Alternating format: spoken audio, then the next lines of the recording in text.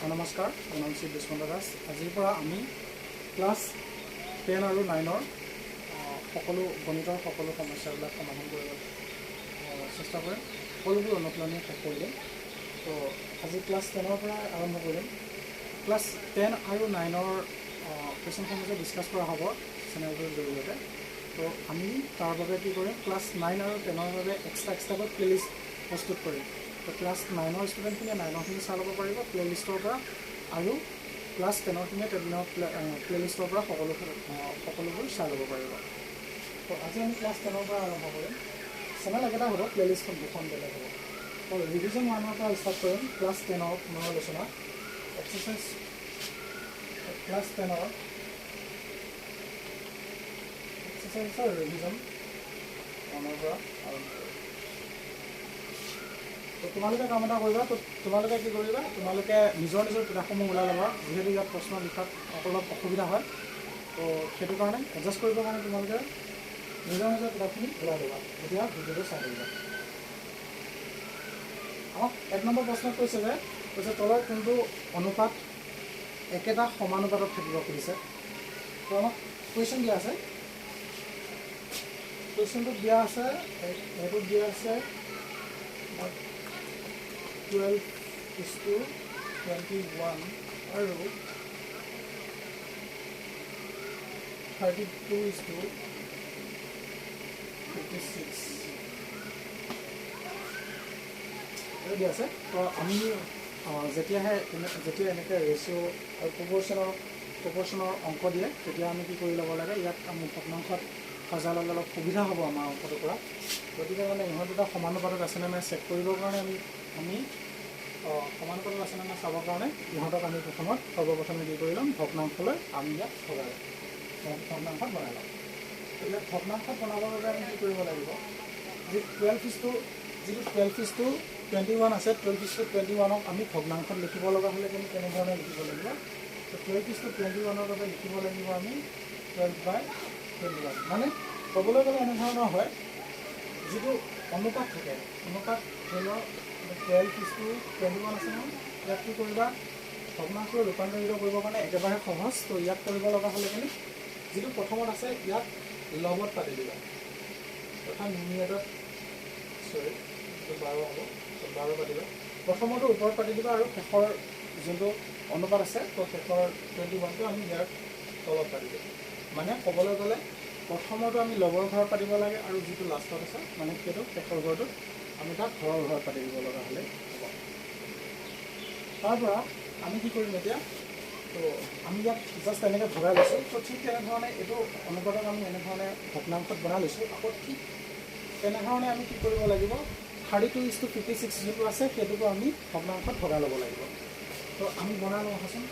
32:56 আছে, 32:56তে পাতি লৈছোঁ। ইয়াত আমি ভগ্নাংশত বনাই ল'বৰ কাৰণে কি কৰিব লাগিব, বহুত বেছি ইজি হয়। কি কৰিবা, 32টো কেৱল ওপৰত পাতি দিলে হ'ল, আৰু 56টো পাছত আছে বাবে ইয়াত আমি তলত পাতি দিম, মানে ঘৰৰ ঘৰত পাতি দিম।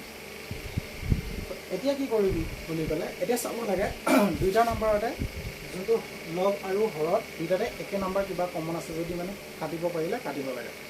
তো আমি চাম, তো ইহঁত দুইটাতে 3ৰে কাটা যাব। মানে তো 12ক যদি আমি 3ৰে কাটিব যাওঁ তেতিয়াহ'লে 4 বাৰ যাব, আৰু 21ক যদি আমি 3ৰে কাটিব যাওঁ তেতিয়াহ'লে যাব 7 বাৰ যাব। যদিহে তোমালোকে কাটিব নাজানা তেতিয়াহ'লে সিহঁতে এনেধৰণে কৰিবা। তো 12ক আমি এনেধৰণে লিখিব পাৰোঁ, যে চাই ল'বা 12টোক কেনেকৈ লিখিম। তো 12 মানে হৈছে, যোনে কাটিব নাজানে সিহঁতক কাটিবৰ কাৰণে অলপ শিকাইছোঁ দেই, আৰু যোনে জানে সিহঁতে এই সৰু চিম্পুল মেথডত কৰি টাইম ৱেষ্ট কৰিব নালাগে, ডাইৰেক্টলি কাটিব পৰা। তো 12টোক কৰিবৰ কাৰণে কি কৰিবা, 2য়েদি হৰণ যায়, তো ইয়াত 2য়েদি হৰণ কৰা কিমান বাৰ যাব বুলি ক'লে 6 বাৰ যাব। তো 6টোক আকৌ যদি আমি 2য়ে কৰোঁ তেতিয়াহ'লে কিমান বাৰ যাব, 3 বাৰ যাব। তো 12 মানে আমি জানো যে 2 পূৰণ 2 পূৰণ 3। ঠিক তেনেধৰণে 21ক কি হয় বুলি ক'লে, 21কো উলিয়াই ল'বা। 21ক যদি আমি ওলাই লওঁ, ইয়াত কিহেৰে যাব বুলি ক'লে, ইয়াত 2য়ে নাযায়, যিহেতু এইটো যুগ্ম সংখ্যা নহয়, ইয়াত 3য়ে হৰণ কৰি দিবা। 3ৰে 21ক যদি হৰণ কৰোঁ তেতিয়াহ'লে কিমান বাৰ যাব বুলি ক'লে, 3য়ে 7 বাৰ যাব। তো আমি এতিয়া 21ৰ উৎপাদক এটা কি পালোঁ বুলি ক'লে, 3 × 7 হয়। তো চাবা দুইটাতে কি কমন নাম্বাৰ আছে চাব লাগে তো 12 মানে আমি পাতিব পাৰোঁ 12ৰ সলনি আমি পাতিব পাৰোঁ 2 মাল্টিপ্লাই বাই 2 মাল্টিপ্লাই বাই 3 আৰু 21ৰ সলনি পাতিব পাৰোঁ 3 মাল্টিপ্লাই বাই 7 এতিয়া চাবাচোন একে কি নাম্বাৰ কমন আছে চাব লাগে তো একে যেহেতু দুইটা মানে লব আৰু হৰত দুইটাতে 3 কমন আছে গতিকে ওপৰত যদি আমি কাটো ওপৰৰ 3টো কাটিলে আমি তলৰ 3টো কাটিব লাগিব তো তেতিয়াহ'লে কিমান থাকিব চাবা ওপৰত 2 2 4 তলত 7 থাকিলে 7টো আমি কাটি দিলে হৈ যাব তো এইটো মেথড যোনে যোনে ভালকৈ কাটিব নাজানে সিহঁতৰ কাৰণেহে এইটো দেখাই দিছোঁ তোমালোকে পাৰিলে পাতি ল'বা আৰু তোমালোকে সকলোৱে পাতি ল'বা যোনবিলাকে জানা কাটিবৰ কাৰণে সিহঁতে এইটো প্ৰচেছত কৰি নাথাকিবা এইটো বহুত বেছি লং প্ৰচেছ হয় তো এনেকৈ কৰিলে মানে টাইম বহুত সময় বহুত দৰকাৰ হ'ব আৰু পাৰিলে কাটিবৰ কাৰণে প্ৰেক্টিছ কৰিবা তো ঠিক হৈ যাব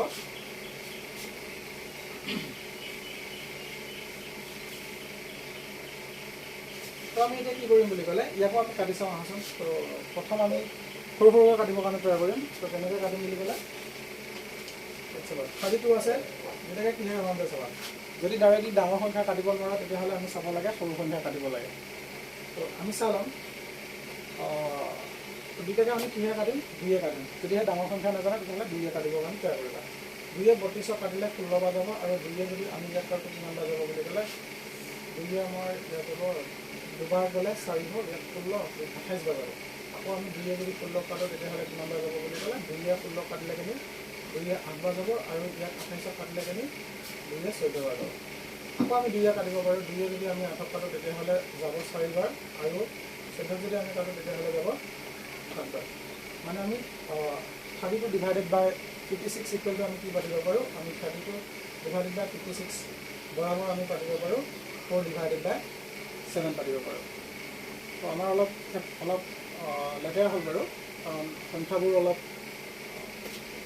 থকাতে হ'ল তো আমি ইয়াত কি পাইছিলোঁ 4/7 আছিলে আমি ইয়াত 4/7 পাতিলোঁ তো আমি ইয়াত কিমান পালোঁ মানে 12 is to 21 বৰাবৰ কিমান হ'ব 32 is to 56ৰ বৰাবৰ হ'ব কিয়নো 4/7 ইয়াতো 4/7 ওলাইছে ইয়াতো 4/7 ওলাইছে দুইটাৰ ভেলুটো সমান হয় যিহেতু দুইটা মানে প্ৰপৰ্চনত থাকিব অৰ্থাৎ দুইটা সমানুপাতিক হ'ব আমি গতিকে আমি ক'ব পাৰোঁ যে এটাকে 12 is to 21 proportion to 32 is to 56 এইটো আমাৰ ৰিভিজনৰ 1 নম্বৰৰ এইটো আমাৰ সলভ হৈছে তো আমি এতিয়া এইটো পাতি ল'বা তোমালোকে আৰু আমি ভিডিঅ' কৰিম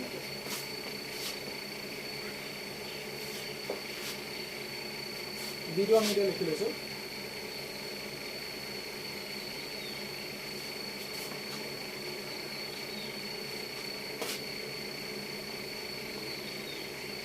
বি কুৱেশ্যনত আছে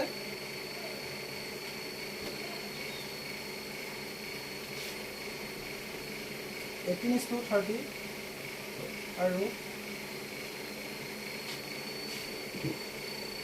14 is to 21 আছে তো আমি ইয়াক সলভ কৰিবৰ কাৰণে ট্ৰাই কৰিম আমি ইয়াক সলভ কৰিবৰ কাৰণে বহুত বেছি ইজি হয় এইবোৰ অংক কৰিবৰ কাৰণে তো কি কৰিবা যদি কেতিয়াবা ইন ফিউচাৰ যদি তোমালোকে এনেধৰণৰ অংকবোৰ যদি নোপোৱা কিয় যি অংক নোপোৱা কিয় যদি মানে ৰেচিঅ' দিয়া থাকে তেতিয়াহ'লে আমি তাক ফ্ৰেকশ্যনত লৈ অংক কৰিলে মানে আমাৰ বহুত বেছি সুবিধা হয় তো আমি ৰেচিঅ' দিয়া আছে আমি ৰেচিঅ'টোক আমি ফ্ৰেকশ্যনলৈ লৈ যাম ভগ্নাংশলৈ লৈ যাম অনুপাতত দিয়া আছে আমি ইয়াত যদিহে আমি ইয়াত ভগ্নাংশত লিখোঁ তেতিয়াহ'লে 18 is to 32ক আমি লিখিব লাগে 18 ডিভাইডেড বাই 30 লিখিব হয় যোনটো আগত আছে সেই নাম্বাৰটো ভগ্নাংশত লিখিলে সদায় ওপৰত লিখিব লাগে অৰ্থাৎ লগত লিখিব লাগে আৰু মিনিটত লিখিব লাগিব যোনটো 30 অৰ্থাৎ যোনটো পাছত আছে পাছত থকা সংখ্যাটো পাছত 30 আছে কাৰণে আমি ইয়াক ঘৰত কাটি দিলোঁ তো সৰুটো কিমান হ'ব এতিয়া 30 হ'ব ঠিক তেনেকৈ আমি কি কৰিব লাগিব ঠিক তেনেকৈ আমি 14 is to 21ত কি কৰিব লাগিব 14 is to 21টোকো আমি ফ্ৰেকশ্যনত ভগাই ল'ম তো 14 is to 21ক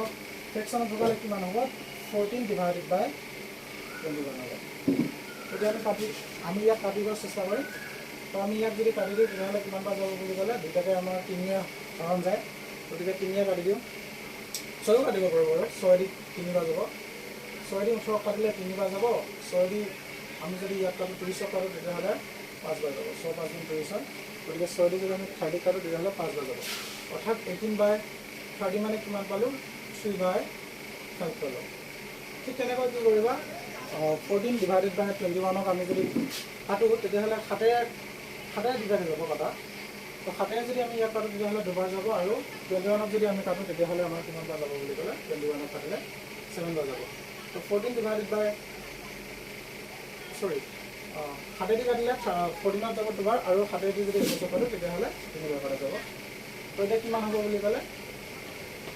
2/0 যেহেতু দুইটা ফ্ৰেকশন সমান নহয় দুইটা ফ্ৰেকশন বৰাবৰ নহয় গতিকে আমি ইয়াক সমান অনুপাতত থকা বুলি ক'ব এতিয়া সমানুপাতত ইহঁত নাথাকিব গতিকে আমি ইয়াক লিখি দিব লাগিব যে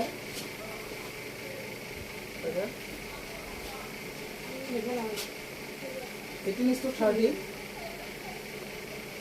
আৰু 14:21 এই অনুপাতত নাথাকিব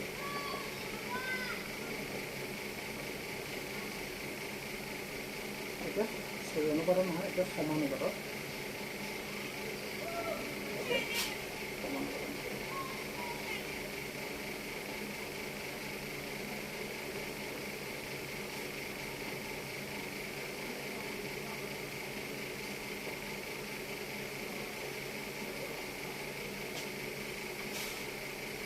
সমানুপাত মানে সমানুপাতত আছে না চাবৰ কাৰণে কি হয় তো সমানুপাত মানে হৈছে দুটা অনুপাত যদি সমান হয় তাকে সমানুপাত বুলি কোৱা হয় তো অনুপাত দুটা সমান আছে তাকে চাব লাগে অনুপাত দুটা যদি সমান সমান হৈ থাকে তেতিয়াহ'লে তাত সমানুপাতত আছে বুলি ক'ব লাগিব আৰু যদিহে অনুপাত দুটা সমানত নাথাকে তেতিয়াহ'লে তাত সমানুপাতত নাথাকিব তাকে আমি সমানুপাতত ইংৰাজীৰে প্ৰপ'ৰ্শ্যন বুলি কোৱা হয় তো ইহঁত দুটাৰ প্ৰপ'ৰ্শ্যনেল নহ'ব 18:30 আৰু 14:21টো প্ৰপ'ৰ্শ্যনত নাথাকিব যিহেতু ইয়াৰ ভেলুটো সমান নহয়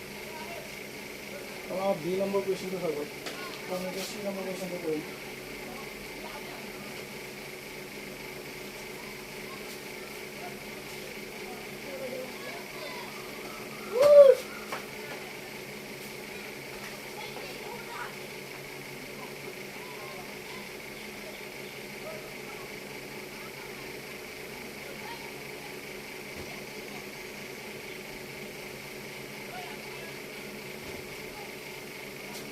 আমাৰ একচুৱেলি বাছি উলিয়াব দিছিলে কোনটো সমানুপাতত থাকিব তো এ নম্বৰটো সমানুপাতত আছে তো এ নম্বৰটো থাকিব বাকীকেইটা সমানুপাতত নাথাকিব একচুৱেলি তো আমি তথাপিও কৰি চাওঁ এতিয়া সমানুপাতত আছেনে নাই বিচাৰি উলিয়াবৰ কাৰণে ট্ৰাই কৰিব লাগিব তো চাওঁ তো এনেই আমাক অপশ্যন হিচাপে দিছিলে তলৰ কোনটো অনুপাত একেটা সমানুপাতত থাকিব যেতিয়া পৰীক্ষাত আহিব তেতিয়া গোটেইবোৰ কৰি থাকিব নালাগে সেইটো কাৰণে আৰু যেতিয়া মানে প্ৰথমতে যদি ওলাই যায় বোলে সমানুপাতত থাকে তেতিয়াহ'লে ডাইৰেক্টলি অপশ্যনত ক্লিক কৰিব লাগে সেইবিলাক একো কৰি থাকিব নালাগে বাকীবোৰ কৰি চাব নালাগে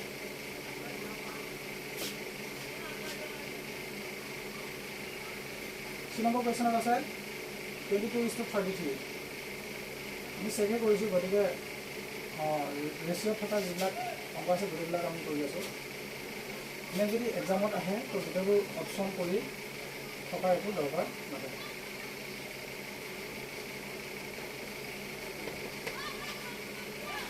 তো আমি কি কৰিছিলোঁ আমি যোনটো 22:33 আছিলে ইয়াক আমি এতিয়া কি কৰি ল'ব লাগিব এইটো ৰেচিঅ'ত আছে ইয়াক আমি ফ্ৰেকশ্যনলৈ কনভাৰ্ট কৰি ল'ব লাগিব তো আমি ৰেচিঅ'টো আছিলে 22:33 আছিলে তো ইয়াক আমি ফ্ৰেকশ্যনত লৈ যাম তো ইয়াক ফ্ৰেকশ্যনত লৈ যাব লগা হ'লে কি হ'ব তো যোনটো আগত আছে ইয়াক ওপৰত পাতি দিম অৰ্থাৎ লগৰ ঘৰত পাতি দিম আৰু শেষত থকাটো আমি কি কৰিলে তলৰ ঘৰত পাতি দিম 33 তাৰপাছত কি কৰিবা ঠিক তেনেধৰণে আমি 33:24টো আমি পাতি ল'ম অলপ তলত পাতি ল'ম 33:24টো পাতি ল'ম তো 33:24ক আমি যদি ফ্ৰেকশ্যনলৈ কনভাৰ্ট কৰোঁ তেতিয়াহ'লে কি হ'ব বুলি ক'লে তো আমি ইয়াত কাটি ল'ব লাগিব 33/24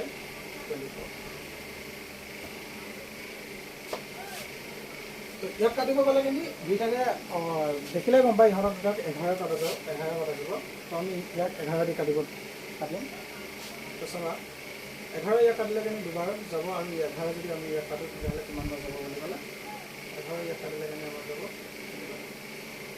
ঠিক তেনেধৰণে 33ত যাব কিমানে বুলি ক'লে 33 আৰু 24ত দুইটা কমন নম্বৰ এটা যায় কিহে যাব বুলি ক'লে ইয়াত দুইটাকে যাব তোমাৰ 3 যাব 3 ইয়াত 11 বাৰ যাব আৰু 3 ইয়াত 8 বাৰ যাব 3 8 গুণ 24 হয় আৰু 3 ধান যিহেতু 33 হয় গতিকে ইয়াত কিমান ওলাব ওপৰতো ফ্ৰেকশ্যনটো ওলাব 2/3 ওলাব আৰু তলৰ ফ্ৰেকশ্যনটো ওলাব 11/8 ওলাব।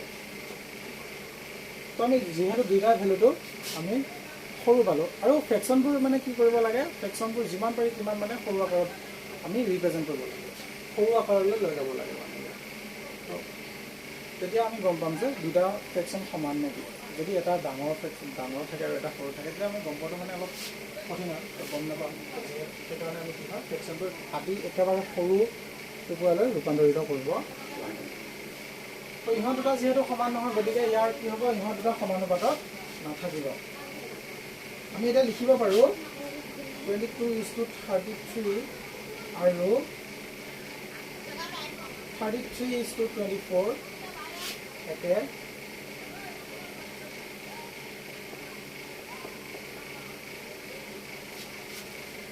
দুটা একে সমানুপাতত নাথাকিব। সহজে আছে অংকবোৰ ক্লাছ 10 মেথছত সহজে পাব পাৰোঁ গোটেইখিনি অলপ খালি গৈ কৰি চালেই হ'ল পাৰিব আপোনালোকে বহুত বেছি বুজি পাব। তো বুজি পালা চি নম্বৰটো এতিয়া 2 নম্বৰটো আমি কৰিম মচি দিছোঁ তোমালোকে পাৰিলে নোট কৰি ল'বা আৰু নোট কৰোঁতে যিহেতু মই ভিডিঅ'টো কণ্টিনিউৱাছলি বনাব আছোঁ অলপ সময় দিয়া নাই যিহেতু তোমালোকে অংকবোৰ কৰোঁতে কি কৰি ল'বা মানে অংকটো কৰি হোৱাৰ পিছতে স্ক্ৰীনশ্বট এটা লৈ ল'বা আৰু তাৰ পৰা তোমালোকে তোমালোকৰ নোটবুকত কপি কৰি ল'বা নোট কৰি ল'বা। আমি এতিয়া অলপ চাই দিছোঁ বাৰু কোনোবা স্ক্ৰীনশ্বট ল'লে স্ক্ৰীনশ্বট ল'ব পাৰিব। তাৰপৰা আমি কুৱেশ্যন নম্বৰ 1ৰে ডিটো কৰিম ডিটো হয়নে নহয় চাম গোটেইবোৰ কৰি তোমালোকে চাব নালাগে বাৰু যদিহে অপশ্যনত আহে তেতিয়াহ'লে গোটেইবোৰ কৰি চেক কৰি থকাটো দৰকাৰ নহয়। তো আমি জাষ্ট এতিয়া তোমালোকক জনাবৰ কাৰণেহে এতিয়া আমি কৰি আছোঁ গোটেইবোৰ অংক তোমালোকে যোনটোতে সমানুপাতত পাবা সেইটোতে সমানুপাত সেইটো অপশ্যনতে তোমালোকে ক্লিক কৰিলে হ'ল যদি অপশ্যন নহয় সেইটো মচি দিছোঁ বাৰু। এনেধৰণৰ অংক তোমালোকৰ MCQ অহা অলপ চান্সেছ বেছি আছে যিহেতু এতিয়া MCQ দিয়ে MCQ অহা চান্সেছ অলপ বেছি থাকে সৰু সৰু অংক অলপ তাৰপিছত এতিয়া আমি কুৱেশ্যন নম্বৰ ডিটো চাওঁ আহোঁচোন ডিটো বনাবৰ কাৰণে ট্ৰাই কৰোঁ।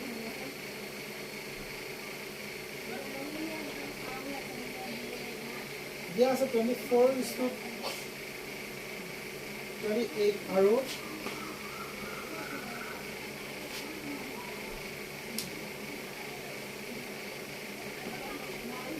আৰু 20:25 দিয়া আছে 25 দিয়া আছে। তো ইয়াক আমি চল্ভ কৰিম কেনেধৰণৰ হ'ব যিহেতু 24 আমি কি কৰোঁ 24:28টোক আমি কিহত লৈ যাম ইয়াক ফ্ৰেকশ্যন লৈ যাম আহাচোন আমি ইয়াক ফ্ৰেকশ্যন লৈ যাম তো আমি ইয়াক পাতিব পাৰোঁ 24/28 ঠিক তেনেধৰণে আমি কি কৰিম 20/25কো আমি কি কৰি ল'ম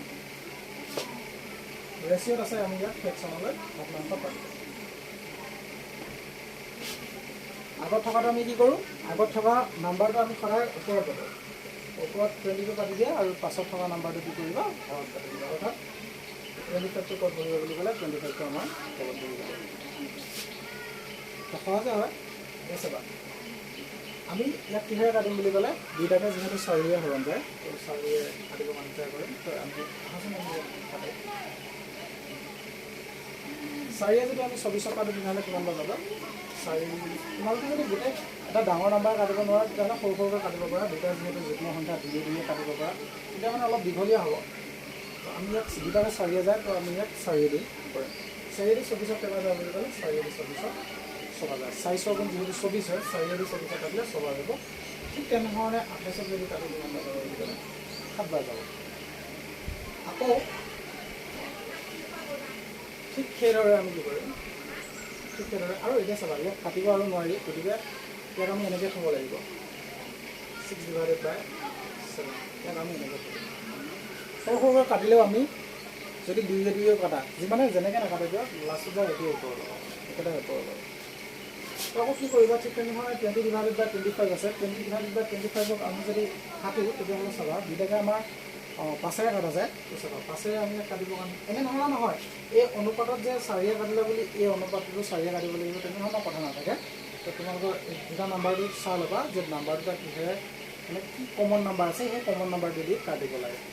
তো আমি ইয়াত কাটিম চাবা দুটা যেহেতু 20 আৰু ইয়াত 25 আছে দুটাকে 5ৰে কাটা যাব। তো 5ৰে যদি আমি কাটো তেতিয়াহ'লে কিমান যাব 4বাৰ যাব। ইয়াত যদি কাটো তেতিয়াহ'লে কিমান বাৰ যাব তো 5 আছে 5ৰে 25 কাটিলে 5 বাৰ যাব 5 5 গুণ যিহেতু 25 যায়। আমি ফ্ৰেকশ্যনটো ক'লে কিমান পালোঁ বুলি ক'লে 4/5 পালোঁ। তো দুইটা ফ্ৰেকশ্যন সমান আছে জানো? যিহেতু দুইটা ফ্ৰেকশ্যন সমান নহয় গতিকে ই একে সমানুপাতত নাথাকিব। আমি লিখিব পাৰোঁ 24:28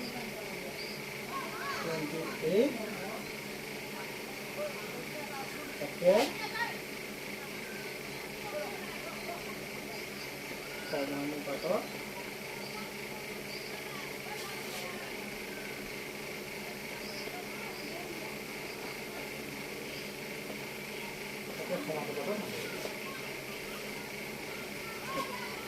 অংকটো তোমালোকে স্ক্ৰীনশ্বট মাৰি কাটিব পাৰিবা যদি কাটিব বিচৰা।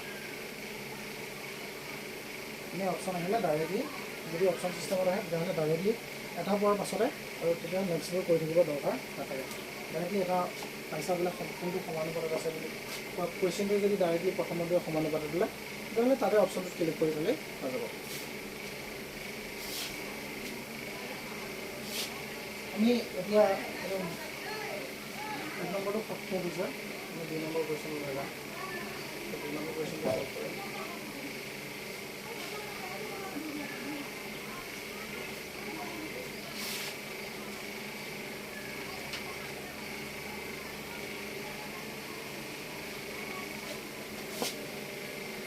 তোমালোকে কুৱেশ্যনটো কিতাপত চাই ল'বা দেই।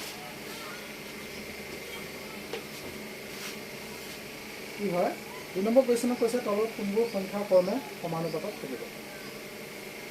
তো আমি কোনকেইটা সংখ্যা একে সমানুপাতত থাকিব তাক আমি ওলাব লাগিব।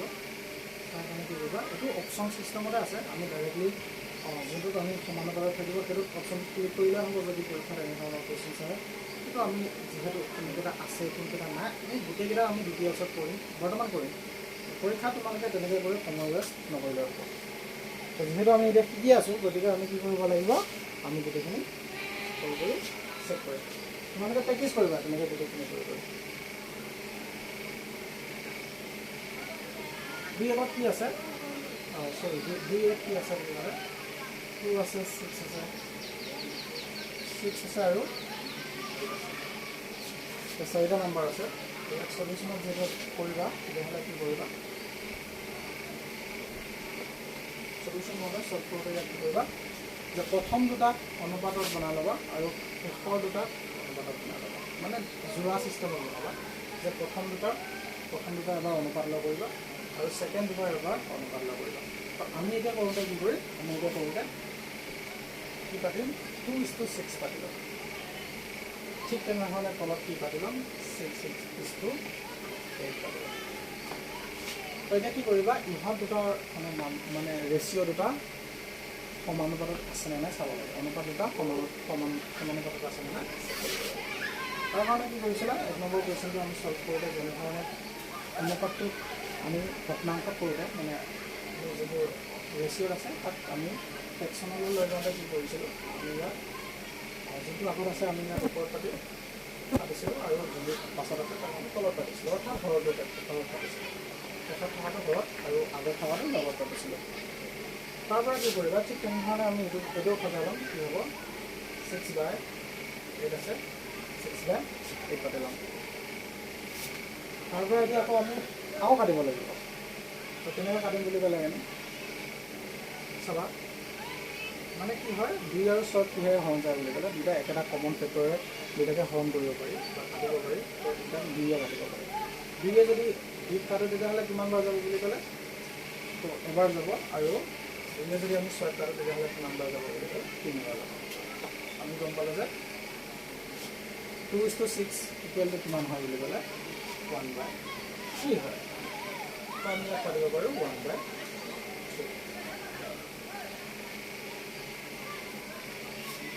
ঠিক তেনেধৰণে আমি এতিয়া 6 আৰু 8 কাটিম। দুটা যিহেতু এটা কমন উৎপাদক আছে, কমন ফেক্টৰ এটা আছে, দুটা মানে 2 কৰা যায়। 2 যদি আমি 6 কাটো তেতিয়াহ'লে কিমান বাৰ যাব বুলি ক'লে 3 বাৰ যাব, আৰু 2 যদি 8 কাটো তেতিয়াহ'লে কিমান বাৰ যাব বুলি ক'লে 2 8 4 বাৰ যাব। যিহেতু ইয়াক আৰু কাটিব নোৱাৰি, গতিকে আমি ডাইৰেক্টলি ইয়াক কাটিছিলে হ'ব। 3 আছে, 3 কাটিম ওপৰত, তলত 4 আছে কাৰণে আমি তলত 4 কাটিম। অংকবোৰ সহজে আছে। এতিয়া চাবা, যিহেতু আমি ফ্ৰেকশ্যন দুটা একে নাপালোঁ, গতিকে আমি কি ক'ব পাৰিম যে এই সংখ্যাকেইটা সমানুপাতত নাই বুলি ক'ব পাৰিম।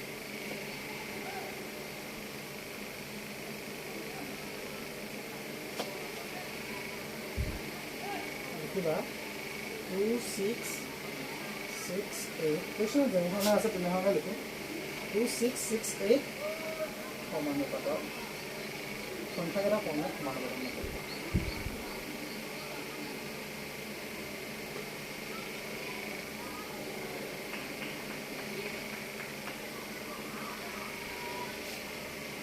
সংখ্যাবোৰ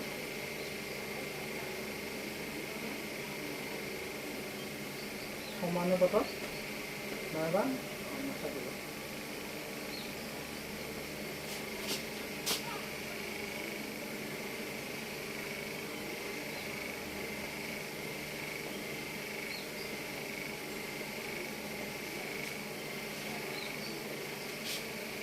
কুৱেশ্যনটো ডিষ্টেঞ্চত মানুহকেইটা নহ'ব পৰা, আমাৰ 2 নম্বৰ কুৱেশ্যন কৰি থাকোঁতে এইবিলাক কৰি থাকিব নালাগে। ডাইৰেক্ট যোনটো আমি কৰি চাম, যদি ওলাই যায় তেতিয়াহ'লে ডাইৰেক্টলি যোনটো শুদ্ধ হয় সেইটো কাটি দিয়া হৈ যায়। কিন্তু আমি এতিয়া প্ৰেক্টিছ কৰি আছোঁ কাৰণে কৰি আছোঁ। আমি এতিয়া 2 নম্বৰটো কৰি চাম, বিটো কৰি চাম। বিটো অপশ্যনত আছেনে নাই আমি তাক চেক কৰি চাম। বিটো আছেনে নাই আমি তাক চেক কৰিম। চাবা 2 নম্বৰ বিটো কৰিম। 2 নম্বৰ বিটো কি আছে বুলি ক'লে 2 নম্বৰ বিটো পাতি ল'ম। 2 নম্বৰ বিটোত প্ৰথম দি আছে 10, তাৰপৰা 20, তাৰপৰা 30, তাৰপৰা 60।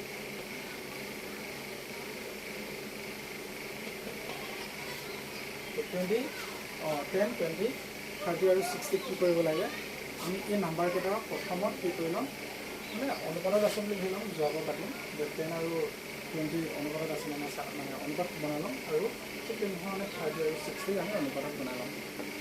তেতিয়া আমি পাতি দিম আহা। তেনেকৈ পাতিম বুলি ক'লে ডাইৰেক্টলি পাতিবা যে 10:20 পাতিবা, আৰু ঠিক তেনেকৈ কি পাতিবা, তলত পাতিবা 30:60।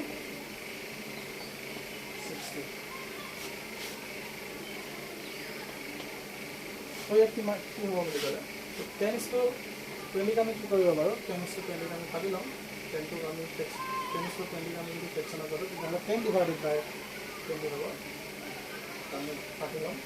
ঠিক তেনেধৰণে 30 ডিভাইডেড বাই 60 পাতিম। ইয়াক কি কৰিম, যিহেতু শূন্য কাটি দিলে হ'ল, আৰু আমি ভগ্নাংশটো কি কৰিব বুলি ক'লে 1/2 পাম। তেনেধৰণে কি কৰিব পাৰে, ইয়াকো কাটিব পৰা 0, তাৰপৰা আকৌ 3 ইয়াত 3 এটা যদি মনতে থকা 3 ব্যৱহাৰ কৰিব, আৰু 6 দুবাৰ কৰিব। এতিয়া আমি ডাইৰেক্টলি ভাবিম 30 কাটিছোঁ, 30 এবাৰ, 30 30 কাটিলে দুবাৰ যাব। আমি কি লিখিব পাৰোঁ যে 30 ডিভাইডেড বাই 60 সমানে আমি লিখিব পাৰোঁ 1/2 লিখিব পাৰোঁ। যিহেতু দুয়োটা ফ্ৰেকশ্যনটো একেই, গতিকে আমি ক'ব পাৰোঁ যে এই সংখ্যাকেইটা কিহত থাকিব, সমানুপাতত থাকিব। ক্ৰমে সমানুপাতত থাকিব দেই। যদিহে মানে ইয়াৰ কিতাপখনত শব্দ এটা কোৱা আছে যে ক্ৰমে বুলি কয়, যদি নাম্বাৰকেইটা উল্টা পুল্টা কৰি দিয়ে তেতিয়াহ'লে নাথাকিব। কথাটো গম পাইছেনে? নাম্বাৰকেইটা উল্টা পুল্টা খেলি মেলি কৰিলে তেতিয়া নাথাকিব পাৰে। গতিকে আমি কি কৰিম যে ক্ৰমে যদি তেনে সংখ্যাকেইটা থাকে তেতিয়াহ'লে কি হ'ব, সমানুপাতত সংখ্যাকেইটা সমানুপাতত থাকিব। এতিয়া আমি ক'ম যে 10, 20, 30 আৰু 60 সংখ্যাকেইটা ক্ৰমে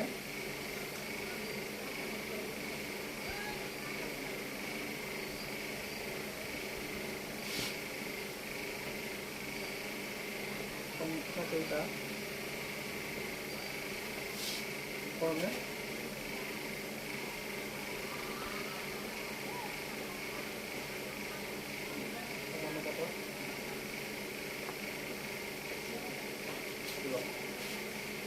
হ'ল, কৰিব পাৰিবা।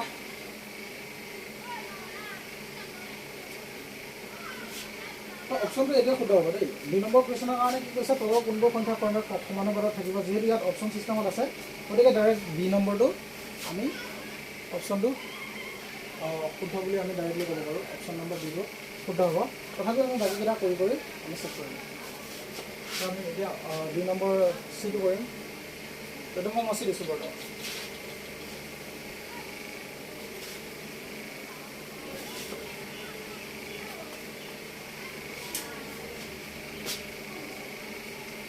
দুই নম্বৰ চিটো কি দিয়া আছে 2 নম্বৰ চিটো দিয়া আছে 2 নম্বৰ চি কুৱেশ্যনত আছে কি দিয়া আছে পি কিউ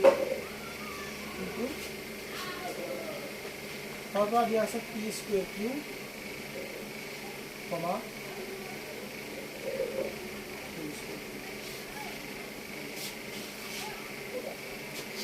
এতিয়া চাবা আমি কি কৰিম ইয়াত আমি যেতিয়া সমাধান কৰিম সলভ কৰিম কি কৰিবা আগতে যেনেধৰণে পাতি লৈছিলা যে জোৰা চিষ্টেমত পাতি লৈছিলা প্ৰথম জোৰ এতিয়া কি কৰিবা প্ৰথম জোৰ আমি অনুবাদত পাতিম আৰু ছেকেণ্ড জোৰ আমি অনুবাদত পাতিম তাৰ পৰা আমি কি কৰিম তাৰ পৰা আমাৰ এতিয়া সমানুপাতত আছে নে নাই চেক কৰিম কি কৰিবা পি ডিভাইডেড বাই কি আছে পি কিউ আছে পি ডিভাইডেড বাই পি কিউ পাতিলোঁ আৰু কি কৰিবা তলত কি আছে তলত কি পাতিম বুলি ক'লে তলত মানে এইযোৰা আমি কি কৰি দিম আমি তলত পাতিম এই সংখ্যাকেইটা একেলগে আছে দেই গতিকে আমি তোমালোকে নাভাবিবা এটা মানে কি হয় এইটা বেলেগ বেলেগ সংখ্যা বুলি নাভাবিবা এটা এটা সংখ্যা বুলি ভাবি ল'বা তোমালোকে এটা একে সংখ্যা বুলি ভাবি ল'বা তো তোমালোকে আকৌ নাভাবিবা যে এইটা এক্সট্ৰা জোৰা বনাইছে যে তিনিটা লৈ পেলাই কেনেকৈ জোৰা বনাইছে সেইটো নহয় এইটো এটাই নাম্বাৰ যিটো আমি ভিতৰত সমানে নাই এইটো বুলি এটা নাম্বাৰ বুলি ধৰি ল'বা আৰু এইটো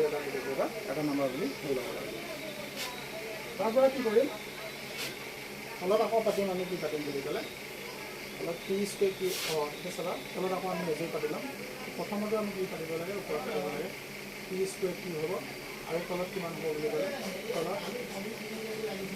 তলত কি হ'ব তলত পি স্কুৱেৰ হ'ব তো আমি এতিয়া কি কৰি ল'ম বুলি ক'লে আমি এতিয়া চাবা আমি এইটো লাইনতে কৰিব পাৰোঁ এতিয়া চাবা যিহেতু ইয়াত কি আছে যিহেতু ইয়াত পি আছে আমি পিয়ে আমি পিক কাটিব পাৰোঁ পিয়ে যদি পিক এবাৰ যাব তেতিয়াহ'লে কি থাকিব কিউ থাকিব ওপৰত কিমান হ'ব ওপৰত 1 ডিভাইডেড বাই কিউ থাকিব ঠিক তেনেধৰণে আমাৰ কি হ'ব চাবা ইয়াত কি আছে বুলি ক'লে পি স্কুৱেৰ আছে পি স্কুৱেৰ থাকিব পিটোৱে কিউটোৰ লগত কি হৈ আছে পূৰণ হৈ আছে একেলগে থকা মানে এনে ধৰণৰ নাম্বাৰবিলাক পূৰণ হৈ থকা বুজায় তাৰপৰা কি হ'ব কিউ স্কুৱেৰ আছে মানে কি হ'ব কিউ দুটা পূৰণ হৈ আছে এতিয়া চাবা তলত যিহেতু কিউ দুটা আছে ওপৰত মানে পি কিউৰ লগত পূৰণ হৈ আছে আমি কি কৰিব পাৰোঁ কিউৱে কিউ কাটিব পাৰোঁ যদিহে আমি তেনেকৈ কাটো তেতিয়াহ'লে কিমান লাগিব তেতিয়াহ'লে ওপৰত থাকিব পি তলত থাকিব গতিকে আমি কিমান পালোঁ যে ওপৰত পালোঁ আমি 1/q পালোঁ আৰু এইটো p/q পালোঁ যিহেতু দুইটা সমান নহয় গতিকে এই P Q P square Q আৰু কিউ স্কুৱেৰ এই সংখ্যাকেইটা মানে সমানুপাতত নাথাকিব আমি তাকে লিখি দিম P comma P Q comma P square Q comma Q square সংখ্যাকেইটা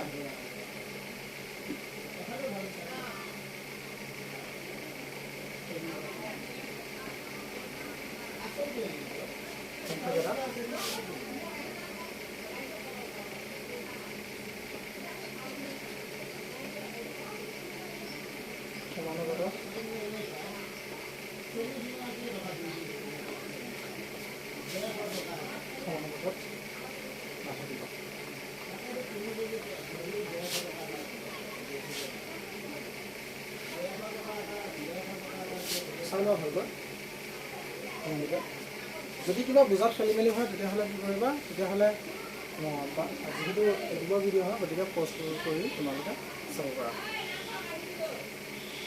আৰু আমি পাছলৈ লাইভ ক্লাছ লোৱাৰ চেষ্টা কৰিম কিন্তু বৰ্তমান যিহেতু এইটো আমাৰ ইউটিউবৰ প্ৰথমটো ভিডিঅ' হয় আৰু মানে এইটো চেনেলটো নতুন হয় গতিকে আমাৰ ইয়াত বেছি সংখ্যক ষ্টুডেণ্ট আমাৰ জড়িত নাই গতিকে আমি ডাউটবিলাক ক্লিয়াৰ কৰাটো অলপ মানে সমস্যা হ'ব যেতিয়া লাইভ ক্লাছ ল'ম তেতিয়া ডাউটবিলাক মানে আমি ক্লিয়াৰ কৰি যাম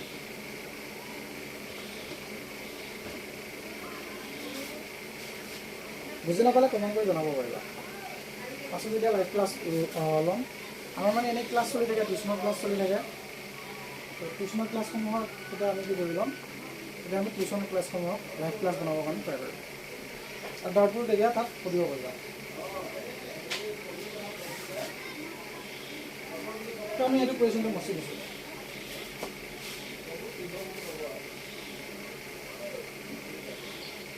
আমি গম পালোঁৱেই যে 2 নম্বৰ কুৱেশ্যনৰ এনচাৰটো বি উত্তৰটো হয়, কিন্তু তথাপিও আমি কি কৰি আছোঁ, বাৰে বাৰে অংকবোৰ কৰিবৰ কাৰণে জাষ্ট কৰি আছোঁ, যাতে তোমালোকে ভালকৈ বুজি পোৱা। এইটো এটা প্ৰেক্টিছ কৰি আছোঁ দেই। আমি কি কৰিম, 2 নম্বৰ ডিটো কি কৰিম, 2 নম্বৰ ডিটো কৰিম। প্ৰথম 6 আছে 6 কাটিলোঁ, তাৰ পৰা 20 আছে 20 কাটিম, 4 আৰু 4। তো আমি ইয়াক যেতিয়া সলভ কৰিম, আমি কি কৰোঁ, আমি ফাৰ্ষ্ট অফ অল কি কৰোঁ, এনেধৰণৰ অংক কৰোঁতে সমানুপাতত আছেনে নাই সংখ্যাকেইটা চাওঁতে আমি কি কৰোঁ, যে যোৰা ছিষ্টেমত আমি অনুপাতত আমি পাতি লওঁ, নহয় জানো? তো আমি যোৰা ছিষ্টেমত ইয়াক অনুপাতত পাতি ল'ম, যে কি হ'ব, প্ৰথমতে অনুপাতত যদি আমি পাতোঁ 6 কিমান হয়, 20 আছে 20 পাতিলোঁ। ঠিক তেনেধৰণে 4 কিমান পাতিম, এইটো 4:30। ইয়াক আমি পাতিব পাৰোঁ কি বুলি ক'লে, এইটো কাৰ সমান হয় বুলি ক'লে 6টোৰ ওপৰত দিবা, 20টো তলত দিবা। আৰু এইটো কি হ'ব বুলি ক'লে, এইটো 4টোৰ ওপৰত দিবা, 30টো তলত দিবা।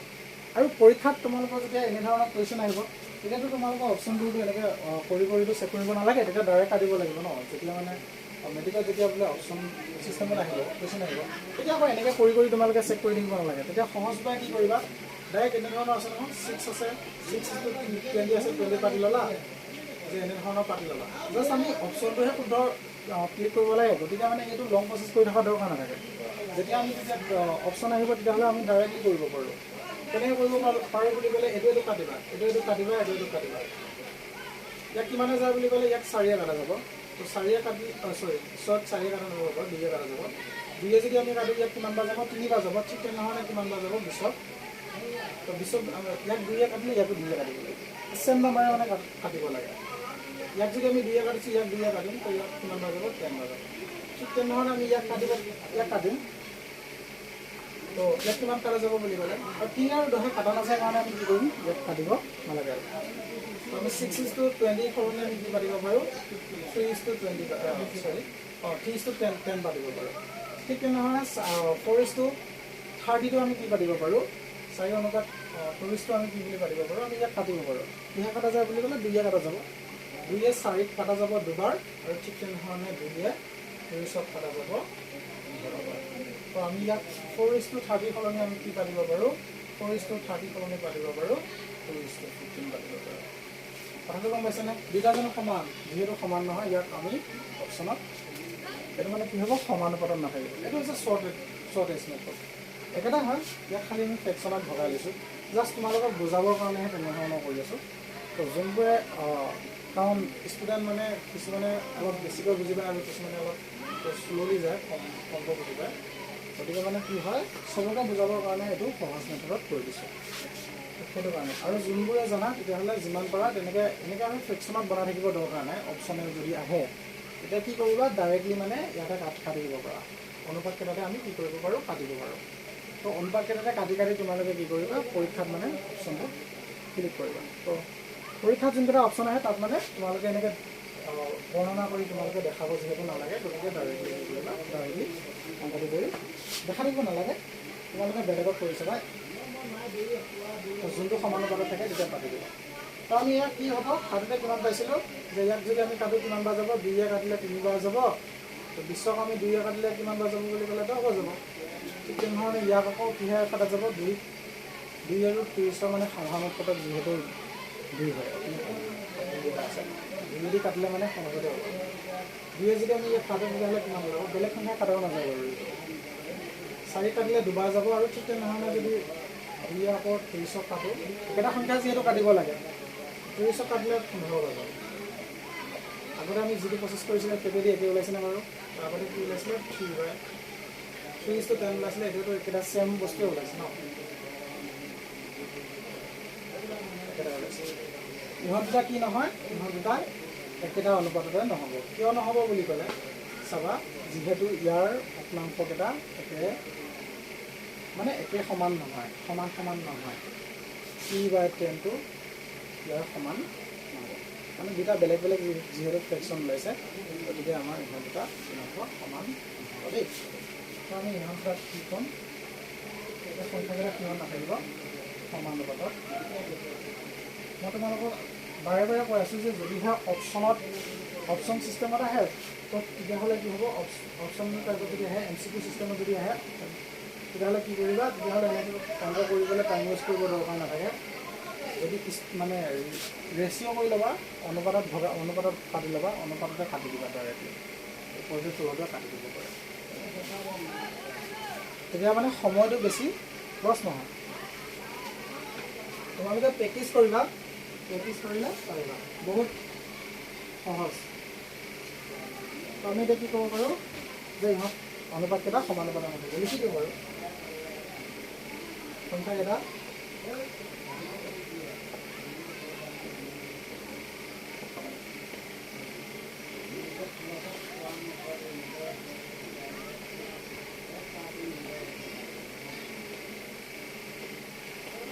সমানুপাতত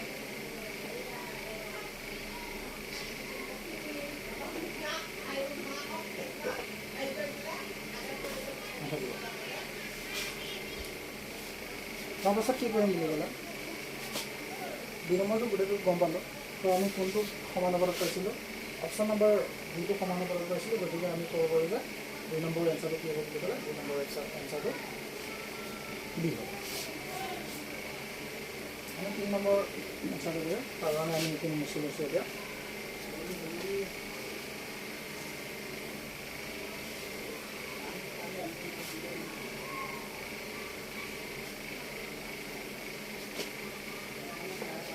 তিন নম্বৰ এনচাৰটো কি কৰি দিছে চাবা, কৈছে যে খালী ঠাই পূৰ কৰিব দিছে। বৃত্তৰ কালি কি হৈছে, বৃত্তৰ কালি কুৱেশ্যনত কৈছে যে বৃত্তৰ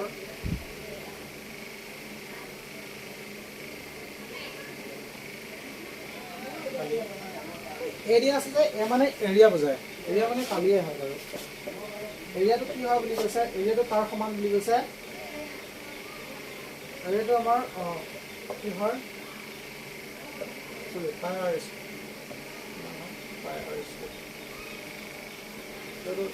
বৃত্তৰ কালি পদ্ধতিতে দিছে বাৰু, তো কি দিছে, বৃত্তৰ কালিটো বোলে A=πr²।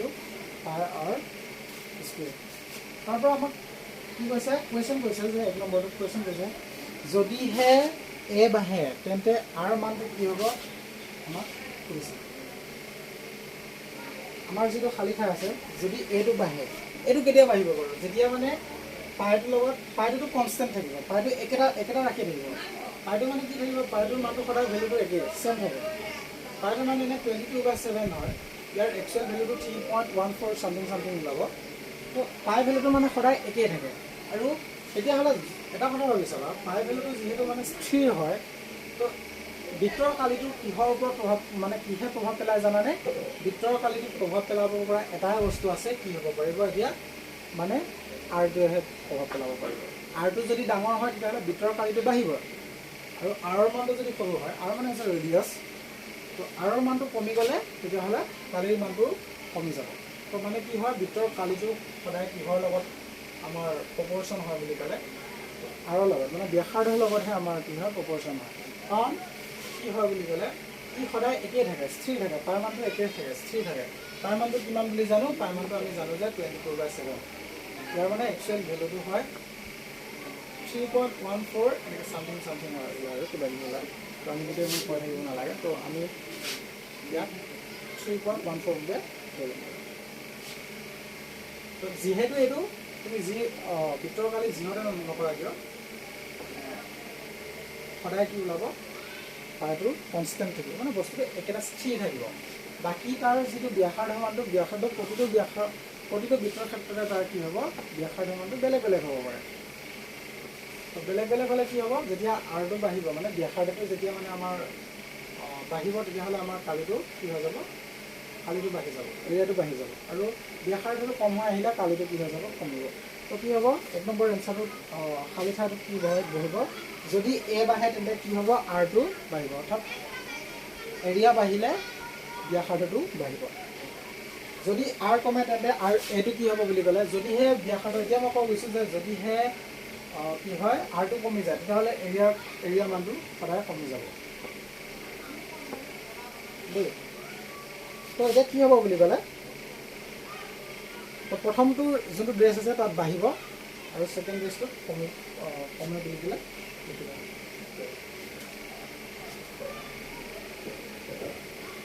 এতিয়া আমি 3 নম্বৰটো কৈ আছিলোঁ দেই ডিছকাছ কৰি আছিলোঁ 3 নম্বৰ কুৱেশ্যনটো ডাইৰেক্টলি লিখিবা তোমালোকে প্ৰথম ড্ৰেছটো লিখিবা বাঢ়িব আৰু ছেকেণ্ড নম্বৰ ড্ৰেছটো লিখিবা আৰু কিয় এইটো কমিব বাঢ়িব মই এতিয়া তোমালোকক বুজাই দিছোঁ তোমালোকে হয়তো বুজি পাইছা যদি বুজি পোৱা নাই অলপ আকৌ তোমালোকে কি কৰিবা অলপ আগৰ পৰা চাই দিবা তোমালোকে পজ কৰি চাব পাৰা তেনেকৈ যোনখিনি বুজা অলপ অসুবিধা হৈছে সেইখিনি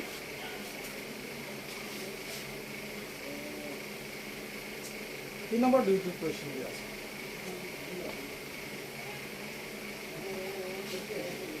3 নম্বৰ 2টোত কি কুৱেশ্যন কৈছে তোমালোকে কিতাপ নিজৰ কিতাপ ওলাই ল'ব বাৰু কিতাপ ওলাই ভিডিঅ'সমূহ চাবা কাৰণ ইয়াত আমি কুৱেশ্যনবোৰ আমি ছল্ভে কৰি আছোঁ আমি কিতাপ ওলাই থকা মানে কিতাপত থকা কুৱেশ্যনবোৰ পাতি যোৱা নাই আমি ডাইৰেক্ট কিতাপত চাইছোঁ কুৱেশ্যন চাইছোঁ আৰু কুৱেশ্যনসমূহ ৰিচাৰ্চ কৰি আছোঁ তো তোমালোকে নিজৰ কিতাপসমূহ ওলাই লাগে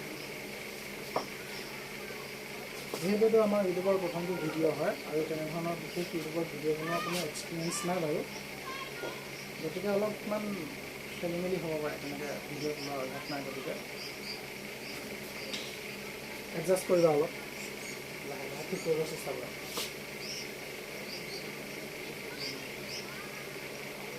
তাৰপৰা কি কৰিবা 3 নম্বৰ 2টো চাবা এখন গাড়ী ভ্ৰমণৰ সময়ত কি দিয়া আছে আৰু দূৰত্ব দিয়া আছে সম্বন্ধটো তলৰ তালিকাত দিয়া ধৰণৰ বুলি কৈছে তলৰ তালিকাত কি কৈছে মানে এইটো আমাৰ তালিকা এখন দিয়া আছে তালিকাখন লিখি দেখাই দিছোঁ বাৰু এতিয়া বুজাব অলপ সহজ হ'ব আৰু আমি তালিকাখন পাতি লৈছোঁ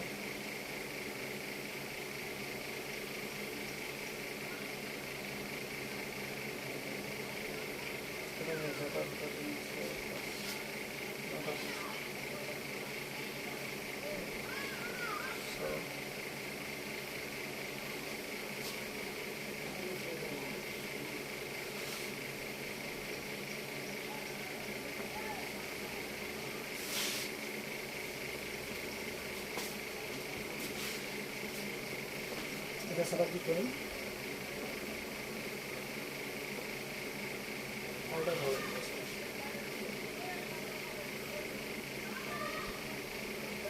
প্ৰথমটোত কি দিয়া আছে টাইম দিয়া আছে ছেকেণ্ডটোত দিয়া আছে অৰ্থাৎ ডিষ্টেঞ্চ অৰ্থাৎ দূৰত্ব প্ৰথমতে যদি 1 হয় তেতিয়াহ'লে এইটো 4 হ'ব কিতাপত দিয়া আছে ছেকেণ্ডত যদি 2 হয় তেতিয়াহ'লে নেক্সট আমাৰ দুটো কি ওলাব বুলি ক'লে দুটো 2 ওলাব চৰি দুটো 8 ওলাব আৰু টাইম যদি 3 হয় তেতিয়াহ'লে ডিষ্টেঞ্চটো আমাৰ 12 হয় ঠিক তেনেধৰণে আমাৰ পাতি গৈ আছোঁ কুৱেশ্যনৰ পৰা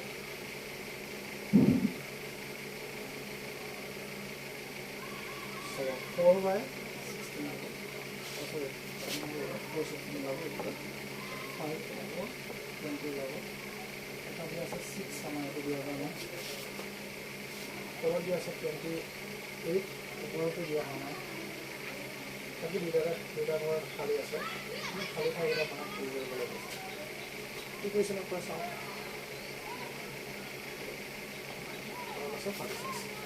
আমাক কুৱেশ্যন কৈছে খালী ঠাইবোৰ কৰিব দিছে পি আৰু ডি উভয়ে আমি একচুৱেলি ইয়াৰ সম্বন্ধটো বিচাৰি ল'ব দিছে প্ৰশ্ন কৈছিলে যে এখন গাড়ী ভ্ৰমণৰ সময়ত পি আৰু দূৰত্ব ডি সম্বন্ধটো তলত দিয়া তালিকাত দিয়া ধৰণৰ এতিয়া চাবা আমি ইয়াৰ মাজত কি সম্বন্ধ আছে তাক বিচাৰি দিয়া মানে তলৰ প্ৰশ্নকেইটাৰ উত্তৰটো দিব লাগে তেনেকৈ দিম বুলি ক'লে চাবা পি আৰু ডিয়ে ডেছভাৱে বিচৰণ কৰিব আমি চাই ল'ম আমাক কুৱেশ্যনত কৈছে পি আৰু ডিয়ে ডেছভাৱে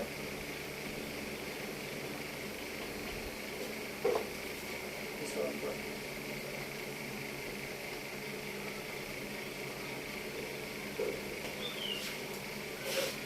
আমি গোটেইকেইটা কুৱেশ্যন লিখি ল'ম বাৰু টি যদি 6 হয়, টি 6 হ'লে ডি কিমান হ'ব কৈছে। আকৌ আমাক দিয়া আছে যে ডি যদিহে 28 হয়,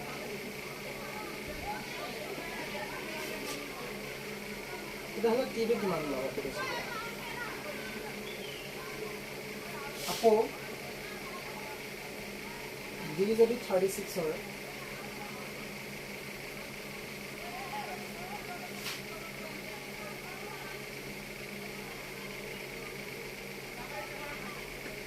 টি কিমান হ'ব কৈছে।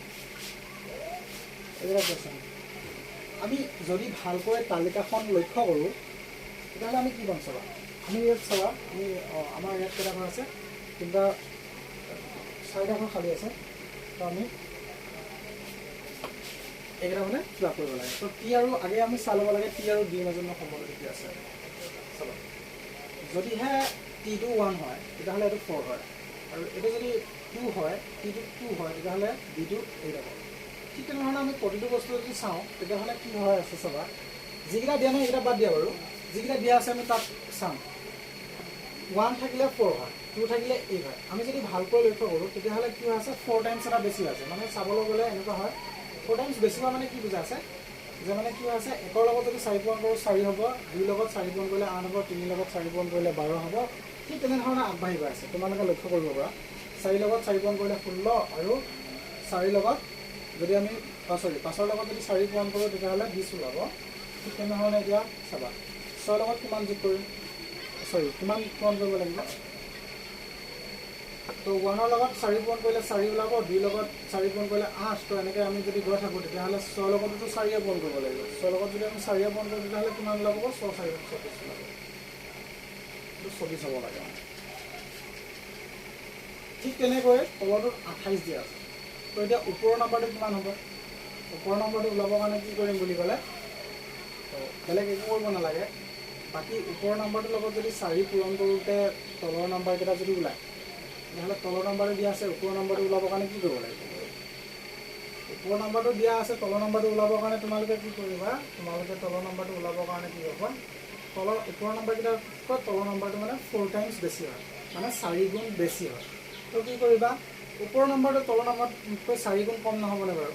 তো যিহেতু ওপৰৰ নম্বৰকেইটাতকৈ তলৰ নম্বৰকেইটা 4 গুণ বেছি, গতিকে তলৰ নম্বৰকেইটাতকৈ ওপৰৰ নম্বৰকেইটা 4 গুণ কম, অৰ্থাৎ 4 দি হৰণ কৰি দিবা কিমান ওলাব। 28ক যদি 4 হৰণ কৰোঁ কিমান বাৰ যাব বুলি ক'লে, 4 28ক কটা তেতিয়াহ'লে ওলাব 4 7 গুণ 28 হ'ব। আৰু চাবা তাৰ পাছৰ এতিয়া চাবা, এতিয়া আহি গ'ল কি, এতিয়া 2টা ঘৰতে আমাৰ খালী ঠাই আছে। খালী ঠাইকেইটা কেনেকৈ পূৰণ কৰিম বুলি ক'লে, এইটো বেলেগ একো কৰিব নালাগে। চাবা এইটো যদি চাবা, এইটো ছিকুৱেঞ্চ টাইপত আহি আছে 1 2 3 4 5 6 7। তো ঠিক তেনেধৰণে এটা ছিকুৱেঞ্চত আহি আছে, এটা ক্ৰনলজিকেল অৰ্ডাৰত আহি আছে। গতিকে আমি কি কৰিম, 7ৰ পাছত কি পাম বুলি কয়, 7ৰ পাছত আমি 8 পাম। 8ৰ লগত আকৌ 4 পূৰণ কৰা, তলতো পাবা 8 4 গুণ কৰি আছোঁ। ঠিক তেনেধৰণে এতিয়া আমাৰ গোটেইকেইটা কমপ্লিট হৈ গ'ল বাৰু। এইটো 9 হ'ব, এইটো 5ত দিয়া নাছিলে বাৰু, এইটো 8 আছিলে কাৰণে 9টো 7কৈ আহি গ'ল আৰু। তো 9টো ওলাব লগা আছিলে, 36 দি আছিলে, 36ৰ পৰা 4 হৰণ কৰিবা তেতিয়াহ'লে 9 পাবা। চাবা টি আৰু ডিয়ে ডেছভাৱে বিচৰণ কৰে। তোমালোকে যদি কথা এটা লক্ষ্য কৰা তেতিয়াহ'লে চাবাচোন, যদি টি মানটো বাঢ়ি যায় তেতিয়াহ'লে ডি মানটো বাঢ়ি যাবনে বাৰু, তোমালোকে হয়নে নহয় চাবা। টি মানটো যদিহে বাঢ়ে তেতিয়াহ'লে ডি মানকেইটাও বাঢ়ি আছে। 1 থাকিলে 4, কিন্তু ইয়াত 2, মানে টিটো বাঢ়ি গৈছে, ডি মানটো বাঢ়ি গৈছে, আগতকৈ বাঢ়িছে। ঠিক তেনেধৰণে কি হৈ আছে, টি আৰু ডিৰ মাজৰ সম্পৰ্কটো কি বুলি ক'লে, দুটা মানে প্ৰপৰ্চনেল হৈ আছে। ইটো যদি বাঢ়ে মানে সিটোও বাঢ়িব, কাৰণ দুটা সমানুপাতিক হৈ আছে। ইটো বাঢ়িলে সিটো বাঢ়িব, ইটো কমিলে সিটোও কমি যাব। তো টিটো বাঢ়ি গৈ আছে কাৰণে ডিটো বাঢ়ি গৈ আছে। চাবা এতিয়া কি কৈছে, টি আৰু ডিয়ে কি কৰিব, ডেছভাৱে বিচৰণ কৰিব। কি ভাবে, প্ৰত্যক্ষভাৱে। কাৰণ কিয় হ'ব, কাৰণ দুটা সমানুপাতিকভাৱে বিচৰণ কৰি আছে, মানে বাঢ়ি গৈ আছে। ইটো বাঢ়িলে সিটো বাঢ়িব, সিটো বাঢ়িলে সিটো বাঢ়িব। গতিকে দুটা কি কৰিব, প্ৰত্যক্ষভাৱে বিচৰণ কৰিব।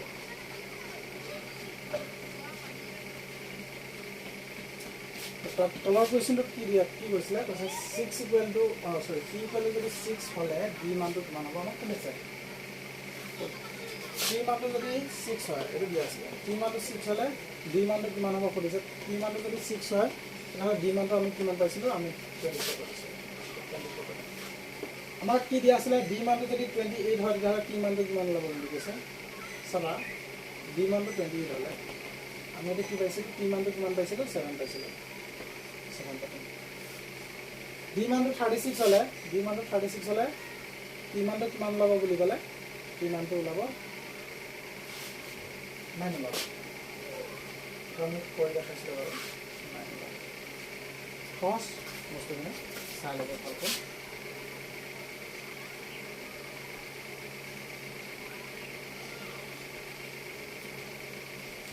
3 নম্বৰটো কমপ্লিট হৈছে বাৰু এতিয়া আমাৰ আৰু জাষ্ট দুটা কুৱেশ্যন আছে সেইটো ৰিভিজনটো শেষ হ'ব ৰিভিজন 1টো শেষ হ'ব আৰু 6 নম্বৰটো কি কৈছে এইটো চাই ল'বা এবাৰ চাই লোৱা যদি ভালকৈ বুজি পোৱা নাই তেতিয়াহ'লে আকৌ মানে তোমালোকে কমেণ্টত কুৱেশ্যন কৰিব পাৰা যে এইটো এনেধৰণৰ কেনেকুৱা হ'ল বুলি পেলাই কুৱেশ্যন কৰিব পাৰা বাৰু কাইলৈ নেক্সট ভিডিঅ'ত আমি বনাবৰ কাৰণে ট্ৰাই কৰিম যিহেতু এইটো আমাৰ ইউটিউবৰ প্ৰথমটো ভিডিঅ' হয় গতিকে ইয়াত অলপমান বহা দুটা কিবা কিবি হ'ব পাৰে কাৰণ তেনেধৰণৰ মোৰ কোনো এক্সপিৰিয়েঞ্চ নাই ভিডিঅ' বনোৱা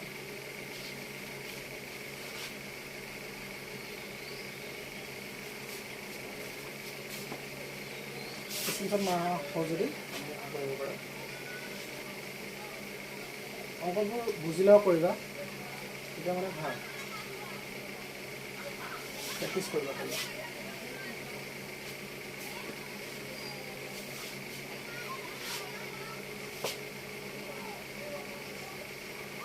4 নম্বৰটো কৈছে যদি পিটো কাৰ প্ৰপৰ্চনেল হয় বুলি কৈছে যদি পিটো কিউ প্ৰপৰ্চনেল হয় আৰু পি ইকুৱেল টু 6 হ'লে তেতিয়াহ'লে কিউ ইকুৱেল টু 30 হ'ব বুলি কৈছে তেতিয়া পি যদি মানটো 2 হয় তেতিয়া আমাক কৈছে কিউ মান কিমান হ'ব কৈছে পি মানটো যদি 6 হয় তেতিয়াহ'লে পি মানটো 6 হ'লে কিউ মানটো কিমান হ'ব বুলি কৈছে 30 হ'ব তেতিয়া পি মানটো যদি 2 হয় তেতিয়াহ'লে কিউ মানটো কিমান হ'ব আমাক সুধিছে 6 নম্বৰ এনচাৰটো বাবে আৰু আমি বেলেগ কৰি থাকিব নালাগে ডাইৰেক্টলি অপশ্যনত আমি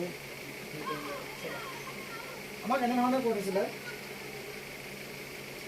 যে পিটো কাৰ লগত প্ৰপৰ্চনেল বুলি কৈছে পিটো কিউৰ লগত মানে আমি ক'বলৈ গ'লে এতিয়া কি বুজা আছে যে পিটো যদি আমি বাঢ়িব তেতিয়া পিটো বাঢ়িলে কিউটো বাঢ়িব যদি পিটো কমি যায় তেতিয়াহ'লে কিউটো কি হ'ব কমি যাব তো এতিয়া আমাক কি কৈছে যে পিটো যদি আমাৰ 6 হয় বুলি কৈছে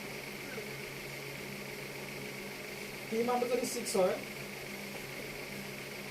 কিউ মানটো কিমান হয় বুলি ক'লে কিউ মানটো এতিয়া আমি এইখিনিতে লক্ষ্য কৰিম পি আৰু কিউ মাজত মোৰ সম্বন্ধটো কি আছে চাবা তো পি আৰু কিউ মাজত কি হৈ আছে বুলি ক'লে ইহঁতৰ সম্বন্ধটো এইটোৱে যে পিতকৈ মানে কিউটো কি হয় মানে 5 টাইমছ এটা বেছি হয় মানে 5 গুণ এটা বেছি হয় পিতকৈ কিউটো কি হয় মানে 5 গুণ এটা বেছি হয় গতিকে কি হ'ব আমাৰ যদিহে পি মানটো 2 হয় পি মানটো যদি 2 হয় কিউ মানটো কিমান হ'ব বুলি ক'লে সহজ নহয়নে বাৰু তো কি ক'ব চাবা পি মানটো 6 থাকোঁতে কিউ মানটো 30 হয় মানে 5 গুণ এটা বেছি হৈ আছে পি মানটো যদিহে 2 হয় তেতিয়াহ'লে ইয়াৰ 5 গুণ বেছি হ'লে কিমান ল'ব 2 5 গুণ 10 হ'ব পি মানটো কিমান ল'ব 10 ল'ব তো অপশ্যন নম্বৰ ডিটো কাৰেক্ট এনচাৰ হ'ব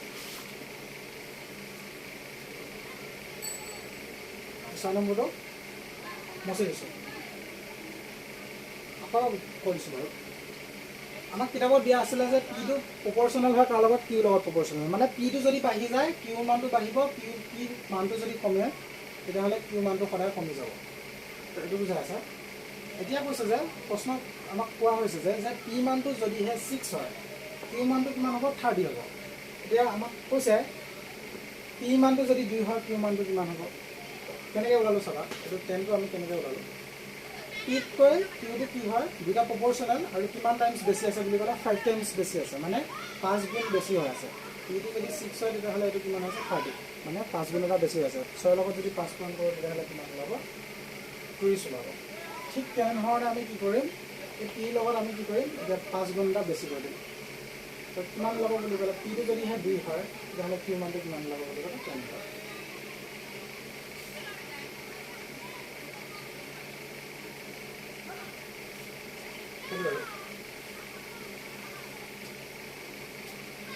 ইয়াক অংক কৰি ওলাওঁ বুলি ক'লে ওলাব পাৰা, যদিহে মানে এইটো আমি অপশ্যন আছে কাৰণে ডাইৰেক্টলি ওলাই দিলে তেনেকৈ, যদি মানে আমি অংক কৰি ওলাব পৰা যাব বাৰু।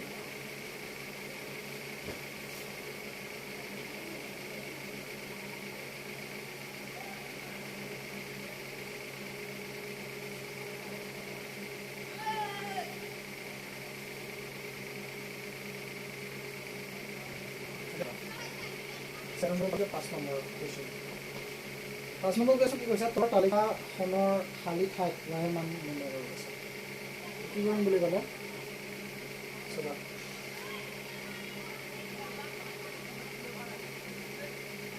তালিকাখন আমি বনাই আছোঁ।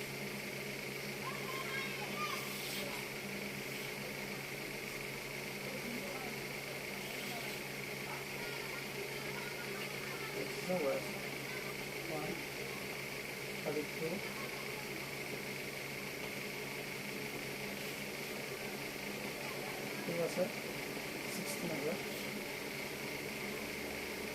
4 আছে,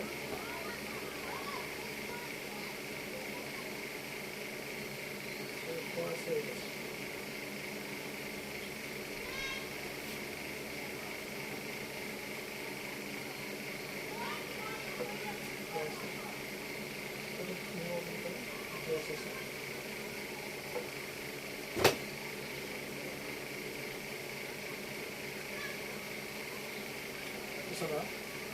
তো ইয়াত কি আছে, যেতিয়া এই বস্তুটো আমাৰ কমি আছে তেতিয়া বাঢ়ি গৈ আছে, তাৰখন লিখা হ'বা। যেতিয়া এইটো 1 আছে তেতিয়া এইটো কি হৈ আছিলে বাৰু 32 আছিলে। যেতিয়া 2 আছে তেতিয়াহ'লে কিমান হ'ব বুলি ক'লে 16 আছে। তাৰপিছত কিমান দিয়া আছিলে 4 দিয়া আছিলে, 4 দিওঁতে কিমান আছিলে 4 দিওঁতে হৈ গ'ল 8 হয়। এইটো আছে তো এতিয়া ইয়াত কিমান হ'ব চাবা। তো এইটো কৰোঁতে কি কৰিব লাগে চাবা, বস্তুটো এনেধৰণৰ হৈ আছে, যদি মানে এক্সৰ ভেলুটো বাঢ়ে তেতিয়াহ'লে ৱাইৰ ভেলুটো কমিব। ই মানে সমানুপাতিক নহয়, ই হ'ব ব্যস্তানুপাতিক হ'ব। কথাটো গম পাইছানে?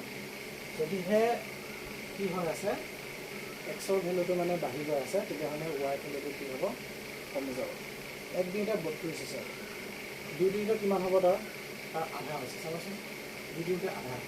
তাৰপিছত ইয়াৰ যিমান দুগুণ বাঢ়িব মানে ইয়াৰ দুগুণ কমি যাব, এই বস্তুটো দুগুণ বাঢ়িব চাবা। ইয়াৰ দুগুণ হোৱাৰ লগতে ইয়াৰ দুগুণ কমি গৈছে, ইয়াৰ দুগুণ হোৱাৰ লগতে ইয়াৰ আকৌ দুগুণ কমি গৈছে, ইয়াৰ দুগুণ বঢ়াৰ লগত আকৌ ইয়াৰ কি হ'ব ইয়াৰ দুগুণটো কমি যাব, ইয়াৰ দুগুণ কমি যাব কিমান হ'ব 4।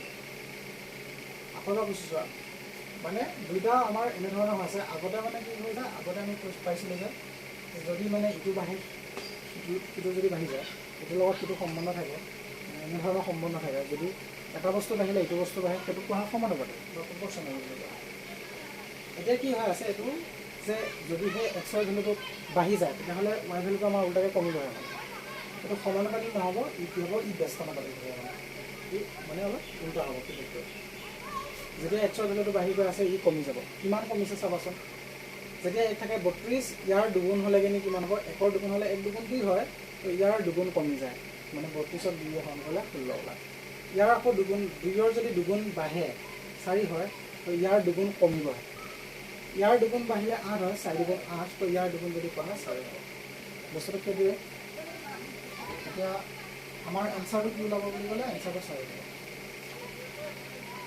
তো আজি 5 নম্বৰ কুৱেশ্যন সমাপ্ত হোৱাৰ লগতে ৰিভিজন 1টো সমাপ্ত হৈছে।